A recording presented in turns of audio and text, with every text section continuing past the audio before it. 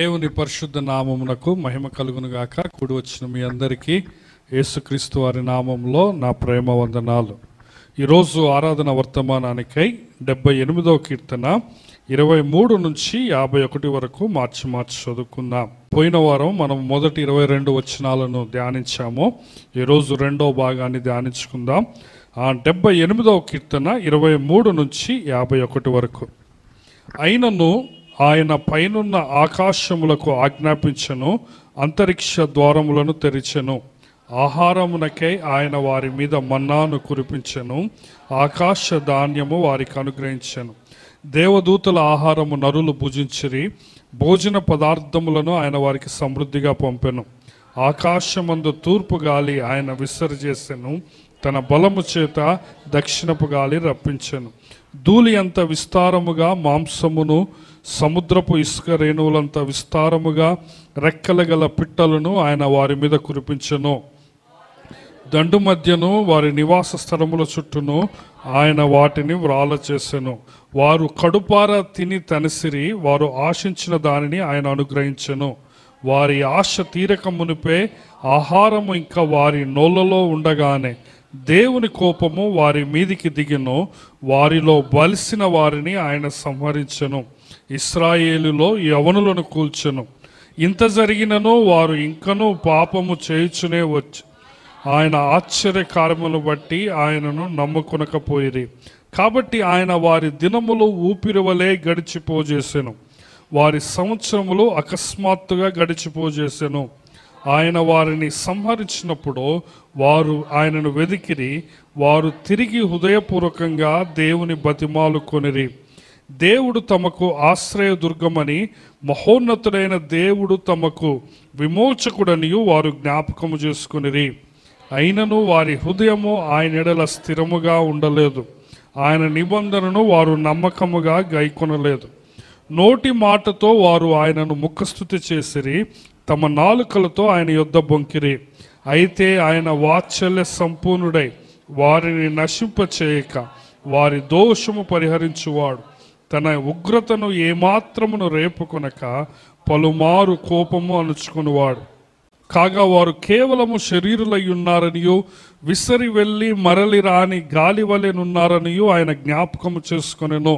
అరణ్యమున వారు ఆయన మీద ఎన్ని మారులు, ఎడారి యందు ఆయనను ఎన్ని మారులో దుఃఖపెట్టిరి. మాటి మాటికి వారు దేవుని శోధించిరి, మాటి మాటికి ఇశ్రాయేలు పరిశుద్ధ దేవునికి సంతాపము కలిగించిరి.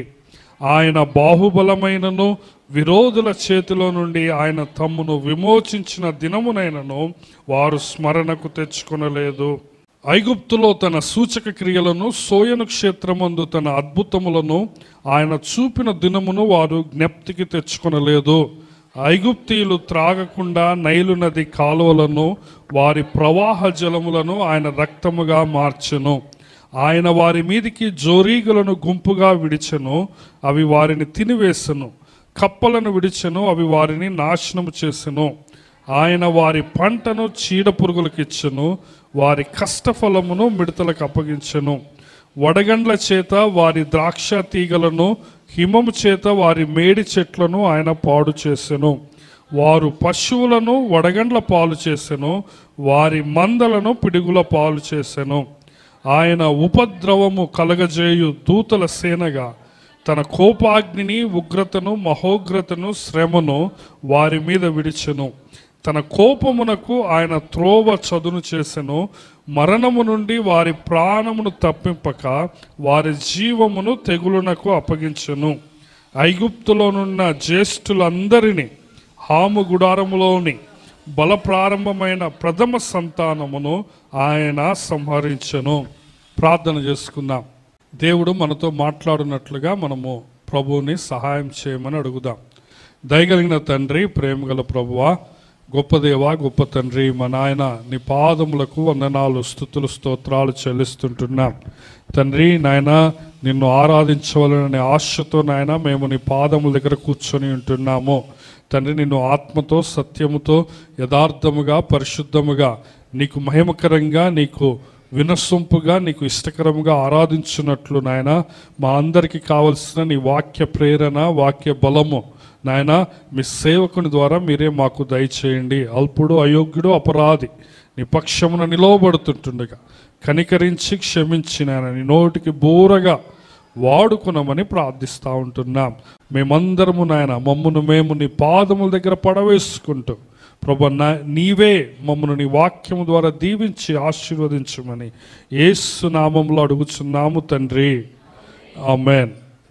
ప్రభు నందు ప్రియమైన దేవుని బిడ్డలారా, పోయిన వారము మనము 78వ కీర్తనను ప్రారంభించి ఉంటున్నాం కదా. 78వ కీర్తన చాలా పెద్ద కీర్తన. బైబిల్ గ్రంథంలోనే అతి పెద్ద అధ్యాయాల్లో ఈ అధ్యాయం కూడా ఒకటి. ఎందుకంటే దగ్గరగా 72 వచనాలు ఉన్న అధ్యాయం ఇది. కాబట్టి మనము 3 వారాలు దీన్ని ధ్యానించుకుంటాం. ఆసాపు గారు ఈ కీర్తన వ్రాస్తూ ఆసాపు గారు ఏమంటాడంటే, నేను గూఢమైన సంగతులు మీకు తెలియజేస్తాను రండి. ఇవన్నీ నేను మీకు ఎందుకు తెలియజేస్తానంటే, మీరు మూర్ఖత గల తరమును పోలి ఉండకూడదు. అట్టి తరమును పోలి ఉండక మీరు తిరుగుబాటు చేయకుండా మీరు విధేయత కలిగి ఉండాలని, అంత మాత్రమే కాకుండా మీరు ఈ సత్యాలు మీ పిల్లలకు బోధించాలా. మా పితరులు మాకు బోధించారు, మేము మీకు బోధిస్తున్నాము.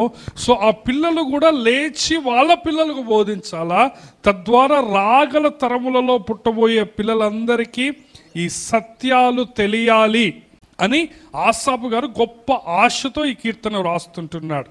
సో ప్రాముఖ్యంగా ఈ కీర్తన చరిత్ర కీర్తన, ఇశ్రాయేలీల చరిత్ర మనం ఈ కీర్తనలో చూస్తూ ఉంటాం. భూమి మీద చాలా దేశాలు ఉంటున్నాయి కదా, మనకు తెలుసు కదా. ఈ బైబిల్ వ్రాయబడిన సందర్భంలో కానీ, లేకపోతే దావీదు గారి హయాంలో కానీ, ఆసాపు గారి హయాంలో కానీ, లేకపోతే యేసుక్రీస్తు పుట్టిన మొదటి శతాబ్దంలో కానీ భూమి మీద చాలా దేశాలు, జనాంగాలు, జనులు, జాతులు ఉంటున్నాయి. కానీ దేవుడు తన ఇష్టపూర్వకంగా తన మహాకృపలో ఇశ్రాయేలును ఎంచుకున్నాడు. దేవుడు అబ్రహామును తన మహాకృపలో ఎంచుకున్నాడు. మనం చాలాసార్లు పొరపాట్లు చేస్తూ ఉంటాం. ఎటువంటి పొరపాట్లు అంటే, అబ్రహాము విశ్వాసి కాబట్టి దేవుడు ఎన్నుకున్నాడు అనుకుంటాం. దావీదు గొప్ప భక్తుడు, హృదయానుసారుడు కాబట్టి దేవుడు ఎన్నుకున్నాడు అనుకుంటా. కాదండి, చాలా పెద్ద పొరపాటు మన క్రైస్తవ జీవితంలో. మనం ఏమనుకుంటామంటే, అబ్రహాము విధేయత గురించి మనం నేర్చుకుంటున్నాం, సూపర్. దావీదు యొక్క దేవుడి హృదయానుసారాన్ని మనం నేర్చుకుంటాం, సూపర్. ఇంకా ఒక భక్తుడు, ఇంకొక భక్తుడు, ఏ భక్తుడైనా కానీ దేవుడు వాళ్ళని ఎన్నుకున్నాడంటే వాళ్ళ మెరిట్ని బట్టి కాదు, వాళ్ళ శక్తిని బట్టి కాదు, వాళ్ళ విలువని బట్టి కాదు. ఫలానా త్రాగుబోతు కంటే వాడికి ఎన్నిసార్లు వాక్యం చెప్పినా వాడు వినటం లేదు, నేను దేవుని సువార్త విన్నాను, నమ్ముకున్నాను, నేను వాడికంటే మంచోని అనుకుంటారు. కాదు, దేవుడు ఇశ్రాయేలునైనా, అబ్రహామునైనా, దావీదునైనా, నిన్నైనా, నన్నైనా ఎందుకు ఎన్నుకున్నాడో తెలుసా? తన కృపను బట్టి. హల్లెలూయా. అది ఆరాధనలో మనం ప్రాముఖ్యంగా జ్ఞాపకం చేసుకోవాలి. ఈ యొక్క సిద్ధాంతాన్ని మనం మనసులో నుంచి తీసివేయాలి. అబ్రహాం మంచోడు కాబట్టి దేవుడు ఎన్నుకున్నాడు. అబ్రహాము విశ్వాసి, చెప్పమనంగలోనే పోయిండు కాబట్టి కాదు. అబ్రహాము ఎన్నో తప్పులు చేశాడు, దావీదు ఎన్నో తప్పులు చేశాడు. దావీదు బత్షెబా జీవితం, బత్షెబా విషయంలోనే ఒకే ఒక్క తప్పు అనుకుంటాం, లేదు, అడుగడుగున తప్పులు చేశారు దేవుని భక్తులు. కానీ దేవుడు తన మహాకృపలో నిన్ను పట్టుకున్నాడు. నువ్వు ప్రభువుని ఎందుకు ఆరాధించాలో తెలుసా? ఈ రోజున నేను ఫలానా తాగుబోతోడు కంటే, ఫలానా అన్యుడి కంటే, ఫలానా వాడి కంటే, వాడు సువార్త విన్నా కానీ వాడు నమ్ముకోలేదు, నేను సువార్త వినంగలోనే నమ్ముకున్నాను, నేను బాప్తిసం తీసుకున్నాను, వాడికంటే నేను మంచోడిని, నేను చాలా మంచోడిని, పరిమళన్నా నీకు వందనాలని నాకు నేనే చెప్పుకొని మురిసిపోతే అది ఆరాధన కాదు. ఈ రోజున నువ్వు దేవుని మందిరంలో కూర్చున్నావంటే నువ్వేదో ఆ రోజున చెయ్యెత్తావని, ఆ రోజున బాప్తిసం తీసుకున్నావని, ఆ రోజున యేసయ్య నమ్ముకున్నావని, ఆ రోజున మందిరానికి రమ్మంటే వచ్చావన్నది అది నీది కాదు, నీ బలం కాదు, నీ శక్తి కాదు, నీ నిర్ణయం కాదు. ఏంటో చెప్పండి, అది దేవుని కృప, అంతే. అది ఆయన క్లియర్గా ఏమంటాడంటే, నేను యాకోబుని ఎన్నుకున్నాను, ఏశావుని తృణీకరించానంటాడు, అంతే, సింపుల్. ఈ రోజున నువ్వు ప్రభువుని ఎందుకు ఆరాధించాలో తెలుసా? కొత్త నిబంధనలో ఇశ్రాయేలు నువ్వు, కొత్త నిబంధనలో అబ్రహాము సంతానానివి నువ్వు, దేవుడు తన మహాకృపలో నిన్ను ఎన్నుకున్నాను. భూమి మీద భయంకరమైన తాగుబోతు, వ్యభిచారి, దొంగ, నరహంతుడు కంటే నేనేం ఎక్కువ కాదు, నువ్వేం ఎక్కువ కాదు అన్న. నువ్వు నన్ను వాళ్ళతో పోలుస్తున్నావేమో, నువ్వు బాధపడొచ్చు, కానీ నేను పోల్చుకుంటే నేను వాళ్ళకంటే మంచోన్ని అసలే కాదు. ఈరోజు ప్రభువుని ఆరాధించడానికి ఆయన వాక్యం పట్టుకొని ఆయన సేవ చేస్తున్నానంటే నా గొప్పతనం కాదు. ఎవరిది చెప్పండి? ఆయన కృప, అది అంతే. ఆయన ఇష్టం వచ్చిన వాళ్ళని ఎన్నుకుంటా అన్నాడు. సింపుల్గా చెప్పాలంటే, నువ్వు ప్రభువుని ఎందుకు ఆరాధించాలంటే, నాలాంటి దుర్మార్గుడిని, నాలాంటి అవిధేయుడిని, నాలాంటి పనికిమాలినోడిని నువ్వు ఎన్నుకున్నావు. నాలాంటి భ్రష్టుడి కోసం నీవు సిలువలో రక్తాన్ని కార్చావు అని నువ్వు జ్ఞాపకం చేసుకుని ప్రభువుని ఆరాధించాలి. సో ఇశ్రాయేలుని మనం దేవుడు ఎందుకు ఎన్నుకున్నాడు, తన మహాకృపలో ఎన్నుకున్నాడని జ్ఞాపకం చేసుకోవాలా. ఇంకా ప్రాముఖ్యంగా వాళ్ళు ఎంత భయంకరమైన భ్రష్టులో ఈ కీర్తన చెప్తా ఉంటారు. ఎంత భయంకరమైన మానవ స్వభావం అనేదే భ్రష్టమైన స్వభావం.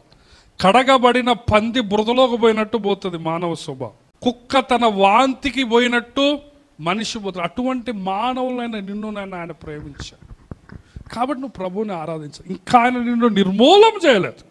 సో వీళ్ళు ఈ విధంగా విశ్వాసం ఉంచలేదు. మనం మొదటి 22 వచనాల్లో కదా ఏమంటారంటే, 19వ వచనంలో అరణ్యములో దేవుడు భోజనము సిద్ధపరచగలడా అని వాళ్ళు దేవుని శోధించారు. దేవుడికి అంత సీన్ ఉందా? ఇంత అరణ్యము, చెట్లు లేవు, చేమలు లేవు, అంత ఇసుక, ఒక్క ఆకు కనపడటం లేదు, మొత్తం రాళ్ళు, రప్పలు, కొండలు. ఇటువంటి దాంట్లో ఆయన ఆహారాన్ని ఎట్లా పండిస్తాడని చేసినప్పుడు చూడండి 23వ వచనం ఏమంటున్నాడు, అయినను ఆయన పైనున్న ఆకాశములకు ఆజ్ఞాపించను, అంతరిక్ష ద్వారములను తెరిచెను, ఆహారమునకే ఆయన వారి మీద మన్నాను కురిపించెను, ఆకాశ ధాన్యము వారికి అనుగ్రహించెను, దేవదూతల ఆహారము నరులు భుజించెను, భోజన పదార్థములను ఆయన వారికి సమృద్ధిగా పంపారు. వారు దేవుని యందు విశ్వాసం ఉంచలేదు. 22వ వచనం చూస్తే ఆయన దయచేసిన రక్షణ నమ్మకం ఉంచలేదు. వాళ్ళు ఆయన మీద తిరుగుబాటు చేశారు, అవిదే చూపించారు. అయినను ఏంటో చెప్పండి, ఆడున్న మాట ఏం చెప్పండి, అయినను. దేవుడు ఇట్లాంటి ఎడార్లో అన్నం ఎట్టబుట్టిస్తాడో, దేవుడికి ఏం చేతనవుతుంది, ఆయనకంత సీన్ లేదు అనుకున్నప్పుడు అయినను ఆయన ఏం చేశారంటే ఆకాశము నుంచి మన్నాను కురిపించారు, బండ నుంచి నీళ్ళు. దేవదూతలు తినే ఆహారము మనుషులకు ఇచ్చాడు. ఇది దేవుని కృప. నిజానికి వీళ్ళు యోగ్యులా? మన్నాను తినే అంత యోగ్యులా వీళ్ళు? నువ్వు యోగ్యుడవా? నువ్వు ఈరోజు మందిరంలో కూర్చొనేంత యోగ్యత నీకుందా? లేదు. ఒకవేళ నువ్వు నేను యోగ్యుడినే, నేను మంచోడిని, మా ఇంట్లో మంచోడిని, మా క్లాస్మేట్స్లో నేను మంచోడిని, మా బంధువుల్లో నేను మంచోడిని అంటే నువ్వు ఈ చర్చిలో ఉండాల్సినోడివి కాదు. నువ్వు సొంతగా ఒక చర్చి కట్టుకోవాలి. ఎందుకంటే మేమంతా పాపులం, ఏ యోగ్యత లేని వాళ్ళు. అయినను దేవుడు ఏం చేసిన వాళ్ళ మీద మన్నాను కురిపించాడు కదా, సమృద్ధి అయిన ధాన్యం ఇచ్చాడట, ఆకాశపు వాకిండ్లు విప్పాడట. హల్లెలూయా. ఆకాశపు వాకిండ్లు విప్పటం అనేది దేవుని యొక్క సమృద్ధి అయిన దీవెనలకు సూచన. దేవుడు ఎప్పుడైనా సమృద్ధిగా ఇచ్చాడంటే అక్కడ వ్రాయబడిన మాటలు ఏంటంటే, నేను ఆకాశపు వాకిండ్లు ఇప్పుతాను అంటాడు. మనకందరికీ అర్థం కావాలంటే ఆకాశానికి డోర్లు, కిటికీలు ఉంటే ఆయన ఏమంటున్నాడు, వాటిని ఓపెన్ చేసి దాంట్లో నుంచి నేను ఆహారం పడేస్తాను. సో దేవదూతలు తినే ఆహారం మన్నాని ఇట్లాంటి నీచమైన మనుషుల కోసం ఆయన ఇచ్చాడు, మళ్ళీ సమృద్ధిగా ఇచ్చాడు కదా. ఆకాశపు వాకిండ్లు అంటే నాకు ఒక మాట గుర్తుకొస్తుంది కదా. నేను ఎక్కువగా దశమ భాగం గురించి చెప్పను కానీ రండి, మలాకీ గ్రంథము 3వ అధ్యాయము 10వ వచనం చూడండి. మలాకీ 3:10, నా మందిరములో ఆహారముండునట్లు 10వ భాగమంతయు మీరు నా మందిరపు నిధిలోనికి తీసుకుని రండి. దీని చేసి మీరు నన్ను శోధించిన ఎడల నేను ఆకాశపు వాకిండ్లను విప్పి పట్టజాలనంత విస్తారముగా దీవెనలు కుమ్మరించదనని సైన్యములకు అధిపతియగు యెహోవా సెలవిచ్చు. నాకు ఎక్కువగా కానుకల గురించి, దశమ భాగాల గురించి బోధించటం ఇష్టం ఉండదు, కానీ సందర్భం వచ్చింది కాబట్టి చెప్తున్నా. దేవుడు ఏమంటున్నాడంటే, మీరు నాకు 10వ భాగం ఇచ్చి నన్ను శోధించండి, నన్ను టెస్ట్ చేసుకోండి, నేను చేస్తానా చేయనా చూసుకోండి. అప్పుడు ఏం చేస్తానంటే నేను ఆకాశపు వాకిండ్లు విప్పి పట్టజాలనంత విస్తారమైన దీవెనలు కుమ్మరిస్తాను. మీకు తెలుసో తెలీదో, నేను కూడా దశమభాగం తీస్తాను నాకు వచ్చే కానుకల్లో నుంచి. దేవుడు ఏమని చెప్పాడంటే నువ్వు ఇచ్చి శోధించమన్నాడు. కాబట్టి నేను ప్రతిసారి చెప్తాను, మీరు ఒక 6 నెలలు ఇచ్చి శోధించండి ఒకవేళ. ఎందుకంటే దేవుడు ఇది అడిగేది మామూలు మనిషి కాదు. ఎవరు చెప్పండి ఇది అనేది?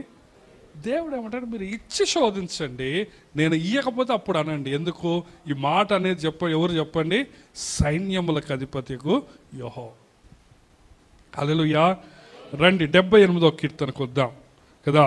ఆకాశం నుంచి వాళ్ళకి ఆయన ఏం చేసిండో మన్నాను కురిపించి, దేవదూతలు తిని ఆహారం ఇచ్చిండు, సమృద్ధిగా ఇచ్చిండు కదా. ఆయన మన్నా మాత్రమే కాదు, 26వ వచనం చూడండి, ఆకాశమందు తూర్పు గాలి ఆయన విస్తరజేసెను, తన బలము చేత దక్షిణ గాలి రప్పించెను, ధూళి అంత విస్తారముగా మాంసమును, సముద్రపు ఇసుకరేణువులంతా రెక్కల గల పిట్టనులు ఆయన వారి మీద కురిపించి. సంఖ్యాకాండం 11వ అధ్యాయము ఆ వాక్య భాగంలో మనం గమనిస్తే వాళ్ళకి మన్నా బోరు కొడుతుంది. రోజు మన్నా అయినా అంటారు మోషే దగ్గరికి వచ్చి. మొట్టమొదటి వీడికి పని చేయడు. దేవుడు వీళ్ళని బానిసత్వం నుంచి పాలు తేనెలు ప్రవహించే దేశానికి పంపిస్తున్నాడు. ఎక్కువ మంది 20 లక్షల మంది అని చిన్నగా పంపిస్తూ ఉన్నాడు. పిల్లలు ఉన్నారని, గర్భిణీ స్త్రీలు ఉన్నారని, వృద్ధులు ఉన్నారని, పశువులు ఉన్నారు. సో ఆ విధంగా వీళ్ళు అవిధేయత చూపించినప్పుడు ఈ తరం కాదు నెక్స్ట్ తరం పంపిస్తారా అన్నాడు. కాబట్టి ఈ తరం అరణ్యంలో రాలిపోవాలా, ఒకే నిమిషంలో రాలిపోజేయకుండా 40 సంవత్సరాల సమయం ఇచ్చిండు ఆయన. దేవుడు ఒక్క నిమిషంలో వాళ్ళని సంహరించగలుగుతాడా? నాకే చూడాలి. కానీ ఆయన వాళ్ళకి 40 సంవత్సరాలు అంటే పూర్తి ఆయుష్ ఇచ్చాడు. 40 సంవత్సరాలు ఇచ్చి ఆయన వాళ్ళకి అవిధేయులైనా కానీ తన మహాకృపలో మన్నాను కురిపిస్తూ ఉంటే వాళ్ళకి మన్నా బోరు కొట్టేది. బోరు కొట్టేమన్నారు, మాకు మాంసం కావాలన్నారు. ఏమన్నారు చెప్పండి? మాంసం. కొంతమంది ఎట్టున్నారంటే మాంసం పిచ్చి, నీసు పిచ్చి. మన ఉపవాస ప్రార్థనలో ఒకడు అడుగుతానంట, రోజు మాంసం దొరికేటట్టు ప్రార్థన చేయండి. అట్లాంటి మాంసం పిచ్చి కొంతమందికి ఉంటుంది. చూడండి ఏమంటున్నాడు చూడండి. సో దేవుడు మాంసం ఇచ్చాడు, ధూళి అంత విస్తారముగా మాంసం, సముద్రపు ఇసుకరేణువులంత విస్తారము రెక్కలు పిట్టలు ఆయన వారి మీద కురిపించి. 28 వారి దండు మధ్యను వారి నివాస స్థలముల చుట్టూను ఆయన వాటిని వాలజేసి, వారు కడుపారా తినితే వాళ్ళు ఆడుకోబోవాల్సిన అవసరం లేదు. ఆ పిట్టలన్నీ వచ్చి ఇంటి చుట్టూ వాలిపోయారు. ఈ బైబిల్లో ఉన్నది, సంఖ్యాకాండం మీద చదివితే అర్థమవుతుంది. ఆడుకోబోయి బాణం చేసి గుల్లేడు చేసి కొట్టుడు కాదు, తుపాకీ చేసుకొని గుండు పేల్చుడు కాదు. ఆడుకొచ్చి రాలింది అది వాకిటి ముందు కాదు.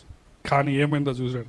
29 వారు కడుపారా తిని తనిసిరి, వారు ఆశించిన దాన్ని ఆయన అనుగ్రహించను, వారి ఆశ తీరక మునిపే ఇంకా వారి నోళ్ళలో ఉండగానే దేవుని కోపము వారి మీదకి దిగను, వారిలో బలిసిన వారిని ఆయన సంహరించను, ఇశ్రాయేలులో యవ్వనులను కూల్చాను.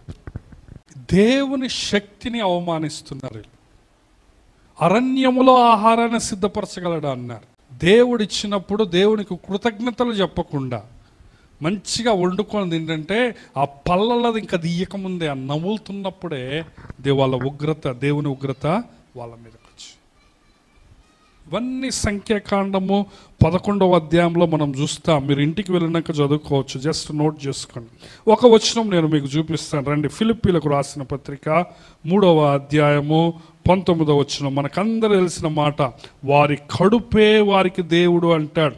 చూడండి ఫిలిప్పీ 3:19, నాశనమే వారి అంతము, వారి కడుపే వారి దేవుడు, వారు తాము సిగ్గుపడవలసిన సంగతుల యందు అతిశయపడుచున్నారు, భూ సంబంధమైన వాటి యందే మనసు ఉంచుచున్నారు.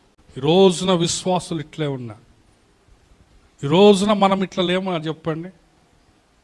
మన కడుపే మనకు ఒక విగ్రహం అయింది. ఈ రోజున నీ కడుపే నీకు దేవుడు. పొద్దున్న లేచిన కానించి ఈ రోజున చర్చికి ఎందుకు రాలేదు చెప్పండి? ఎందుకు రాలేదు అంటే కడుపు కోసం పోయారు. కోటి విద్యలు కడుపే దేవుడు. చర్చికి ఎందుకు లేటుకు వచ్చావు? టిఫిన్ వండుకొని తినేసరికి లేట్. మధ్యాహ్నం బువ్వ వండుకోవాలి, కూర వండుకొని పొంగలోనే తినాల, 1 గంట తినాల, ఎమ్మటే తినాలి. కాబట్టి వండుకొని వచ్చేసరికి లేట్ అయ్యింది. టిఫిన్ ఆదివారం పొద్దుపూట టిఫిన్ చేయకపోతే చచ్చిపోతారా? మొన్న కేసీఆర్ చెప్తాడు, ఒకసారి మీటింగ్ పోయినప్పుడట 4 దాకా పని చేసుకుంటా తినాలన్న గుర్తే లేదట ఆయన. 4 దాకా చేస్తూ ఉంటే పని మీటింగులు ఉంటే 4కి ఎవరైనా పెడితే ఉందంటే వాళ్ళు మీటింగ్ అయిపోయినాక నమస్తే సార్ అన్నారట. అంటే వాళ్ళు బిజీలో వాళ్ళు భోజనం సంగతి మర్చిపోయారు, ఈయన తీసుకుపోవడం మర్చిపోయారు. కేసీఆర్ ఏమంటే పక్కన ఒక గొల్లా ఉంటే అమ్మాయి ఏమైనా ఉందా నీ దగ్గర అంటే పెరుగన్నం ఉందా అంటే పెరుగన్నం తిన్నాడట. కేసీఆర్ మాటలే. నేను మీకు ఏమి జ్ఞాపకం చేస్తున్నానంటే లోకస్తులు కూడా వాళ్ళకి ఏదైనా పని ఉంటే కడుపు సంగతి మర్చిపోతారు. కానీ నువ్వు దేవుడి పేరు మీద ఏం చేస్తున్నావు చెప్పండి, వారి కడుపే అదే. ఈ రోజున ఆదివారం దేవుడు కడుపుకు ముందు స్థానం ఇస్తున్నారు, దేవుడు కిందికి వచ్చాడు. ఎప్పుడు కడుపు, నాలుక, రుచి, నిద్ర, నువ్వు బాగుపడవు. నాశనమే వారి అంతం. ఇది నా మాటలు కాదు, నీ కడుపుకు నువ్వు స్థానం ఇస్తున్నావు అనుకో.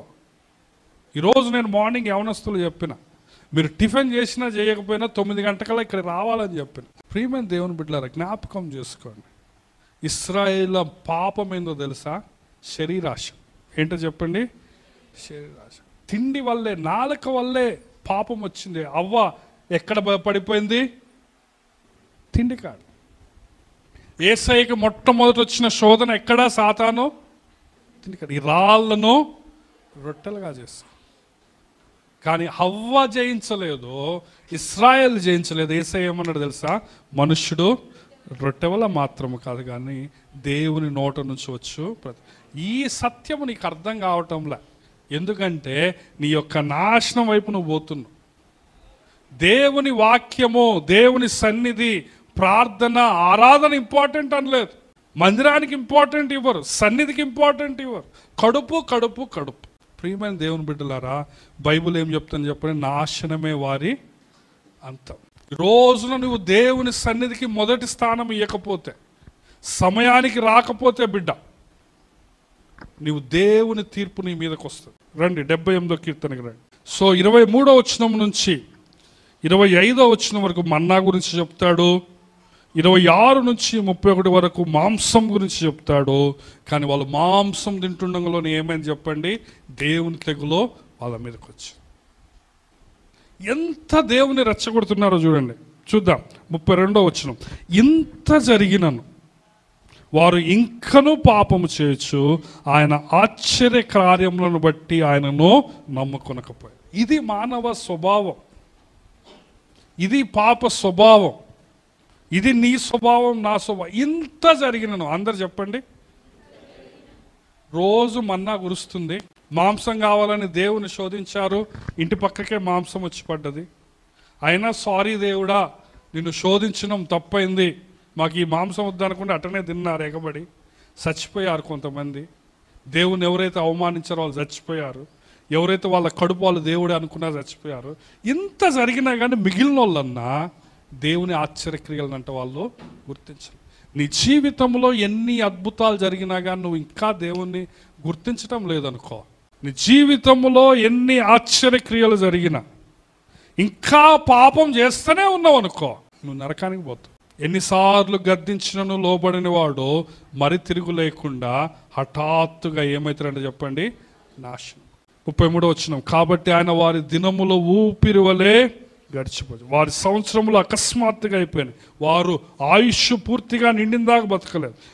వారిని ఆయన సంహరించినప్పుడు వారు ఆయనను వెదికిరి, వారు తిరిగి హృదయపూర్వకంగా దేవుని బతిమాలుకొనిరి, మహోన్నతుడైన దేవుడు తమకు విమోచకుడని వారు జ్ఞాపకం చేసుకు. కొంతమంది మారారు, కొంతమంది మారు మనసు పొందారు, కొంతమంది హృదయపూర్వకంగా దేవుని వైపు తిరిగారు. దేవుడు ఆశ్రయ దుర్గమట, ఆయన మహోన్నతుడట, ఆయన విమోచకుడు. ఈ విషయాలను బట్టి నువ్వు ప్రభువుని ఆరాధించా. దేవుడు ఏంటో చెప్పండి. మొట్టమొదటి ఏం చెప్పాను? ఆశ్రయదుర్గం. తర్వాత ఈ వచనంలో రెండోది ఏంటి? మహోన్నతుడు. మూడోది ఏంటది? మోచకుడు. ఈరోజు ఇట్లాంటి నిన్ను నన్ను ఆయన రక్షించుకున్నాడు. అంత మాత్రమే కాకుండా ఆయన నీకు ఆశ్రయదుర్గంగా ఉన్నాడు. 36వ వచనం. అయినను వారి హృదయము ఆయన ఎడల స్థిరముగా ఉండలేదు, ఆయన నిబంధనను వారు నమ్మకముగా గైకొన్నారు. నోటి మాటలతో వారు ఆయనను ముఖస్తుతి చేసిరి, తమ నాలుకలతో ఆయన యొద్ద బొంకిరి. ముఖస్తుతి. ఏదో చర్చ్లో ఉన్నప్పుడు ప్రైజ్ ది లార్డ్ దేవుడు మంచివాడు, God is good, God the good, పై పెదాలతో దేవుడికి అర్థం కాదా? ఇవాళ రేపు నాకే అర్థమవుతుంది. నీ కడుపులో భక్తి నీ కడుపులో నుంచి వస్తుందో, నీ ముఖం నుంచి వస్తుందో నాకే అర్థమవుతుంది ఇవాళ రేపు. దేవుడికి అర్థం కాదా?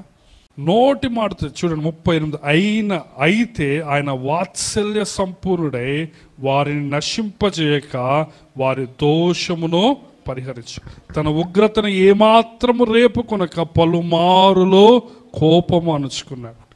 ఇది దేవుని ప్రేమ. దేవుడు ఎంత ప్రేమ గలవాడంటే ఆయన వాత్సల్య సంపూర్ణుడు. అందరూ వాత్సల్య సంపూర్ణుడు అనండి.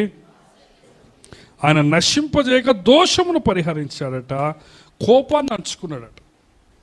ఈరోజు నువ్వు ఎందుకు బ్రతుకున్నావో తెలుసా? నువ్వు మంచోడివి కాబట్టి నువ్వు బ్రతికి బట్టగట్టట్లే ఈరోజు. నిజానికి నీలాంటోడు నాలాంటోడు ఎప్పుడో విష్ అంటే కాలిపోవాలి.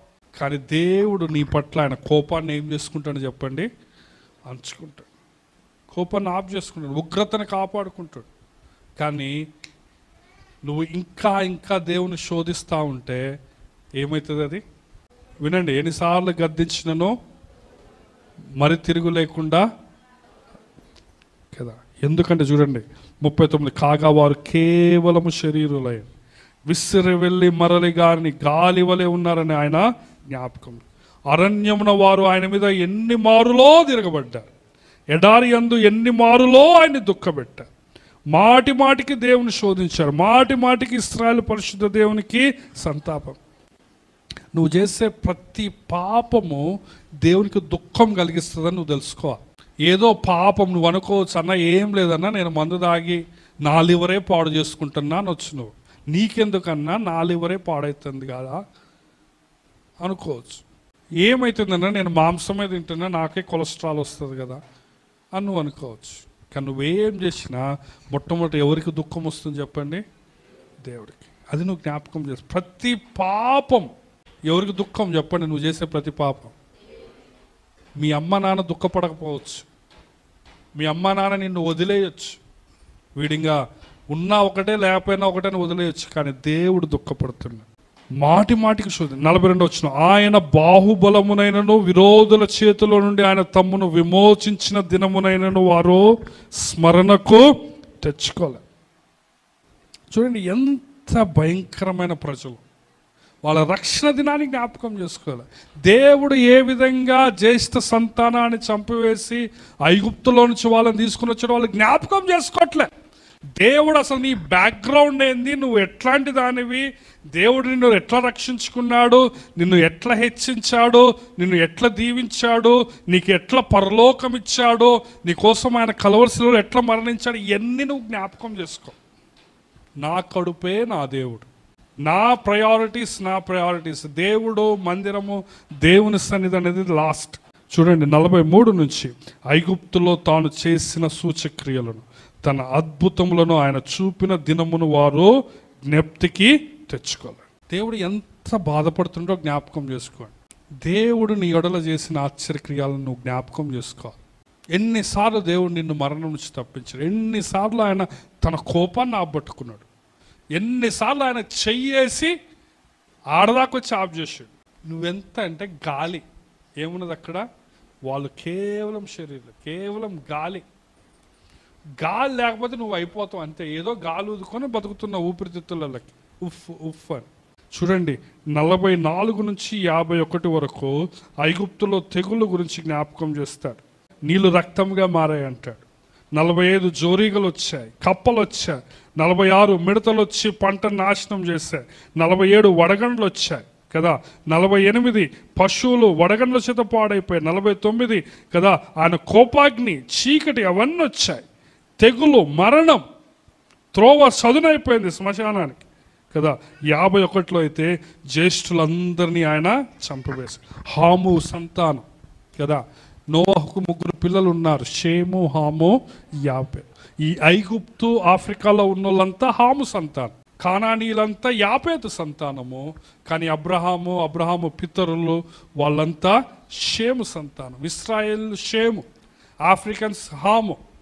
ఇట్లాంటి మనమంతా యాపేతు సంతానం. మిడిల్ ఈస్ట్ వాళ్ళు ఎక్కువగా షేము సంతానం. ఈ విధంగా నోవహు ముగ్గురు పిల్లల నుంచి భూమి మీద సర్వ సంతానము, సర్వ మానవులు వర్ధిల్లారు కదా. అందుకే ఐగుప్తీలు ఎవరి సంతానం అంటున్నాడు ఇక్కడ? హాము సంతానం. సో దేవుడు 10 తెగులు రప్పించి వాళ్ళను నాశనం చేశాడు. ఈ రోజున ప్రభువుని ఆరాధించడానికి నువ్వు ఇక్కడికి వచ్చావు. దేవుడు నీలాంటి వాడిని ఆయన ఎన్నుకున్నాడు కాబట్టి నువ్వు ప్రభువుని ఆరాధించాలి. హల్లెలూయా.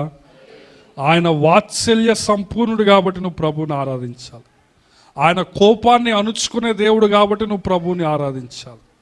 ఆయన ఆశ్రయదుర్గముగా ఉన్నాడు, ఆయన విమోచకుడుగా ఉన్నాడు, మరియు ఆయన మహోన్నతుడు. ఈ 6-7 విషయాలను బట్టి మనం ఈరోజు ప్రభువుని ఆరాధిద్దాం. ఇట్లాంటి మనల్ని ప్రభువు ఎన్నుకున్నాడు.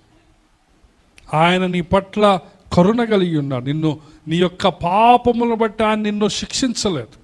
అవునా కాదండి? మన దోషములను బట్టి ఆయన మనకు ప్రతీకారం చేయలేదు. 103వ కీర్తన. కాబట్టి మనం ప్రభువుని ఆరాధన చేద్దాం. ఈరోజు ఎందుకు ప్రభువుని ఆరాధించాలి చెప్పండి?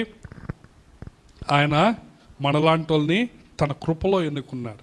అది మన మెరిట్ కాదు, మన గొప్పతనం కాదు, ఆయన కృప. రెండోది, ఆయన మనకు ఆశ్రయదుర్గం. మూడోది, ఆయన మహోన్నతుడు కదా. నాలుగోది, ఆయన మన విమోచకుడు. ఐదోది, ఆయన మన పాపములను బట్టి ప్రతీకారము చేయలేదు.